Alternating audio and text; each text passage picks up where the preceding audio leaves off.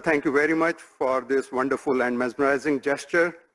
I once again request the Honorable Prime Minister, sir, to release a chronicle of Honorable Vice President of India and Chairman Rajya Sabha Shri M. Venkaiah Naidu from 2017 to 2022 entitled Interacting, Involving, Inspiring.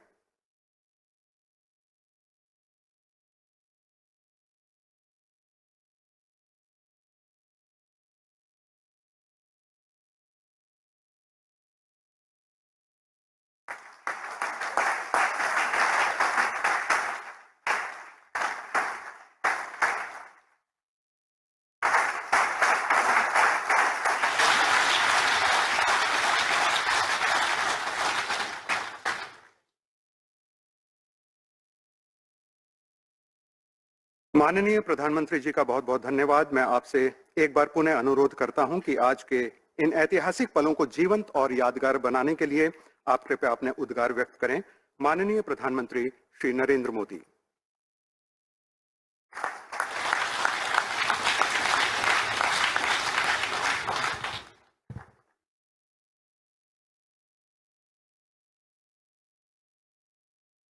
आदरणीय उपराष्ट्रपति जी, मंचस्थ सभी वरिष्ठ महानुभाव, उपस्थित सभी गणमान्य सांसदगण, अन्य सभी महानुभाव,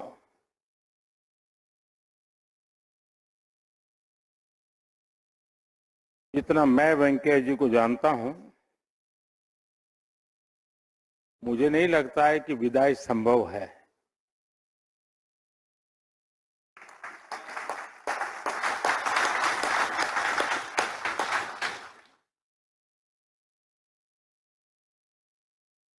11 तारीख के बाद आप जरूर अनुभव करेंगे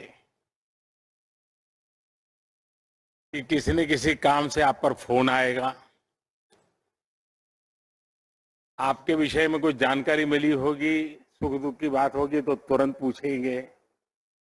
यानी एक प्रकार से वो हर पल सक्रिय रहते हैं, हर पल हर किसी के बीच होते हैं, और ये उनकी बड़ी विशेषता रही है।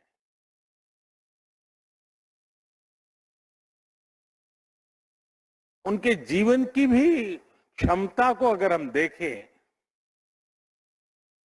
मैं जब पार्टी संगठन का काम करता था और उस समय अटल जी की सरकार बनी, मंत्री परिषद की रचना हो रही थी,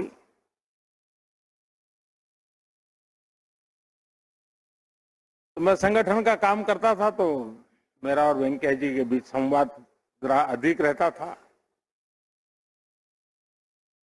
उन्होंने मुझे कहा कि वैसे तो ये प्रधानमंत्री का ही अंतिम निर्णय होता है कि कौन मंत्री बनेगा, किस मंत्री को क्या काम मिलेगा, कौन सा डिपार्टमेंट रहेगा,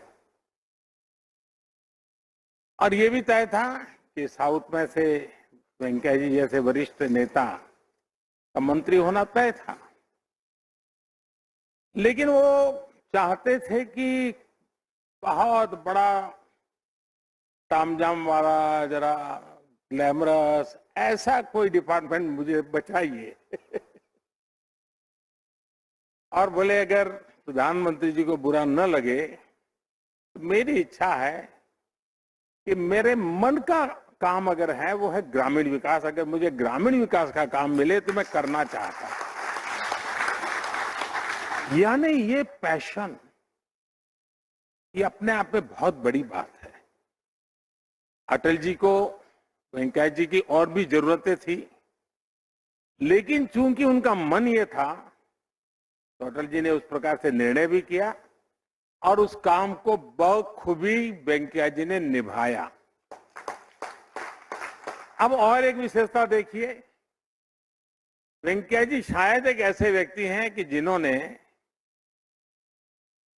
ग्रामीण विकास मंत्रालय तो देखा ही देखा, शहरी विकास भी देखा। यानी एक प्रकार से विकास के जो प्रमुख दोनों पहलू कहें, उसमें उन्होंने अपनी महारत दिखाई।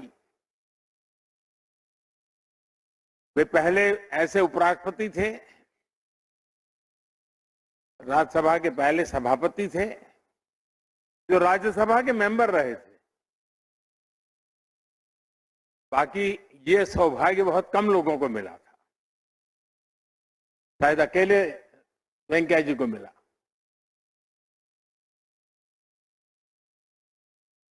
अब जो स्वयं लंबे समय तक राज्यसभा में रहे हो, जो पार्लियामेंट्री अफेयर्स के रूप में कार्यभार देख चुके हो, इसका मतलब है कि उनको सदन में क्या क्या चलता है, पर्दे के पीछे क्या चलता है, कौन सा दल क्या करेगा, ट्रेजरी बैंक की तरफ से क्या होगा, सामने से क्या होगा, वो उठ करके उसके पास गया, मतलब ये खुराफत कुछ चल रही है, इन सारी बातों का उनको भलाई भांति अंदाज था। और इसलिए सभापति के रूप में दोनों तरफ उनको पता रहता था कि आज ये करेंगे, और ये उनका जो अनुभव था वो ट्रेजरी बेंच के लिए उपयोगी होता था, तो विपक्ष के मित्रों के लिए परेशानी भी का कारण बनता था कि पता चल जाता था। लेकिन उन्होंने सदन को और अधिक सक्षम बनाना, सांसद का बेस्ट देश को कैसे मिले, ये उसकी चिंता। पार्लियामेंट्री कमिटीज अधिक प्रोडक्टिव हो, आउटकम ओरिएंटेड हो और वैल्यू एडिशन करने वाली हो। शायद वेंकैया जी पहले ऐसे सभापति रहे होंगे जिन्होंने पार्लियामेंट्री कमिटीज के फंक्शन के संबंध में भी इतनी चिंता की होगी और राजी नाराजी व्यक्त करते हुए उसमें सुधार लाने का एक निरंतर प्रयास किया। मैं आशा करता हूं कि आज जब हम वेंकैया जी के कार्यों की सराहना करते हैं, तो साथ साथ हम संकल्प भी करें कि सभापति के रूप में एक सांसद के नाते हम लोगों से उनकी जो अपेक्षाएं रही हैं, उन अपेक्षाओं को परिपूर्ण करके सच्चे अर्थ में उनकी सलाह को हम जीवन में यादगार बनाएंगे, तो मैं समझता हूं बहुत बड़ी सेवा होगी। वेंकैया जी समय का सर्वाधिक उपयोग कैसे हो उनके व्यक्तिगत जीवन में बहुत यात्रा करना, स्थान स्थान पर खुद जाना, ये उनके पिछले 5 दशक की जिंदगी रही है। लेकिन जब कोरोना काल आया, हम लोग मजाक में एक बार बैठे थे तो बातें चल रही थी, मैंने कहा इस कोरोना के कारण और ये लॉकडाउन के कारण सबसे ज्यादा मुसीबत किसको आएगी। मैंने अपने साथियों को पूछा था, सब लोगों को लगा कि मोदी जी ये क्या पूछ रहे हैं।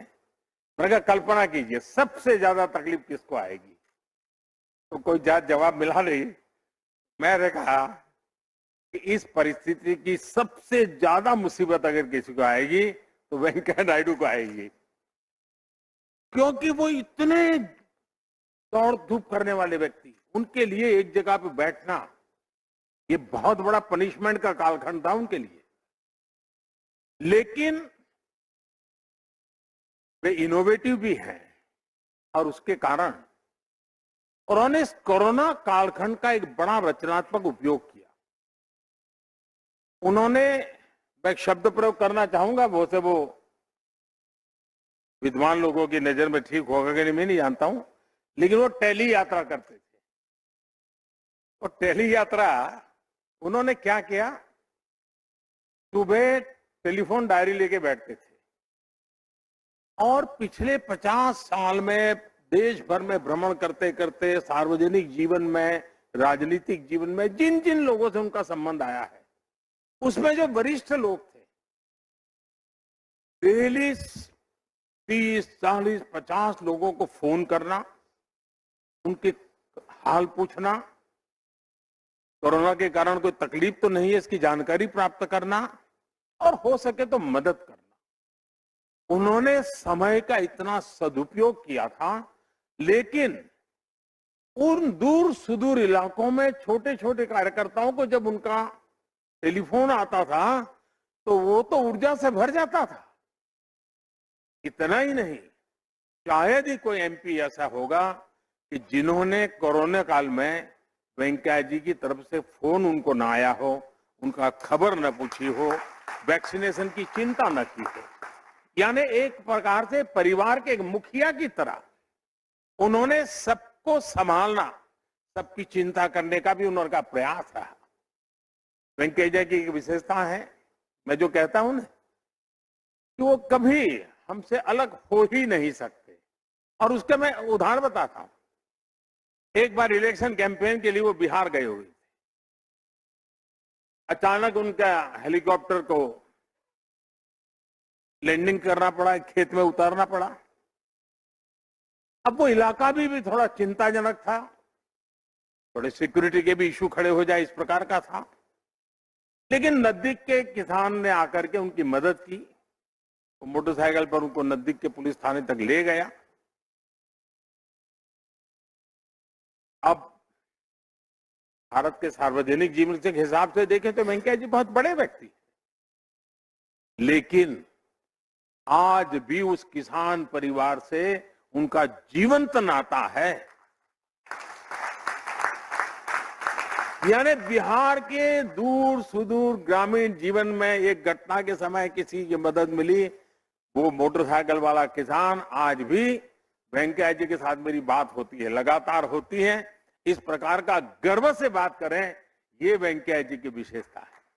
और इसलिए मैं कहता हूं कि वे हमेशा हमारे बीच एक सक्रिय साथी के रूप में रहेंगे, मार्गदर्शक के रूप में रहेंगे। उनका अनुभव हमारे लिए काम आता रहेगा। आने वाले उनका कार्यकाल अधिक अनुभव के साथ अब वेंकैया जी समाज की एक नई जिम्मेवारी की तरफ आगे बढ़ रहे हैं। तब ये बात सही है। आज सुबह जब वो कह रहे थे तो उन्होंने कहा कि भाई मुझे जब ये दायित्व आया तो मेरा एक पीड़ा का कारण ये था कि मुझे मेरी पार्टी से इस्तीफा देना पड़ेगा। जिस पार्टी के लिए मैंने जीवन खपा दिया उससे मुझे इस्तीफा देना पड़ेगा। उसका मुझे कोई वो संवैधानिक आवश्यकता थी तो, लेकिन मुझे लगता है कि वो 5 साल की जो कमी है वेंकैया जी जरूर भरपाई कर देंगे। जरूर उन पुराने सारे साथियों को प्रेरित करना, प्रोत्साहित करना, पुरस्कृत करने का उनका काम निरंतर जारी रहेगा। मेरी तरफ से, आप सबकी तरफ से वेंकैया जी का जीवन हम लोगों के लिए एक बहुत बड़ी अमानत है, बहुत बड़ी विरासत है। उनके साथ जो कुछ भी हमने सीखा है उसको हम आगे बढ़ाएं। भाषा के प्रति उनकी जो उनका लगाव है और उन्होंने मातृभाषा को जिस प्रकार से प्रतिष्ठित करने का प्रयास किया है उसको आगे बढ़ाने के और भी प्रयास हुए हैं। मैं आप में से शायद लोगों को अगर रुचि हो तो मैं आग्रह करूंगा, भाषिणी एक वेबसाइट भारत सरकार ने लॉन्च की हुई है। इस भाषिणी में हम भारतीय भाषाओं को, उसकी समृद्धि को और हमारी अपनी ही भाषाओं को एक भाषा में से दूसरी भाषा में अगर इंटरप्रिटेशन करना है, ट्रांसलेशन करना है तो उसमें सारी व्यवस्था है। ये बहुत ही अच्छा टूल बना हुआ है जो हम लोगों को काफी काम आ सकता है। लेकिन उसमें से मुझे एक और विचार आया है। मैं चाहूंगा कि स्पीकर महोदय भी और हरिवंश जी भी, हरिवंश जी तो उसी दुनिया के व्यक्ति हैं, शब्द के साधक हैं, जरूर उस दिशा में काम हो सकता है।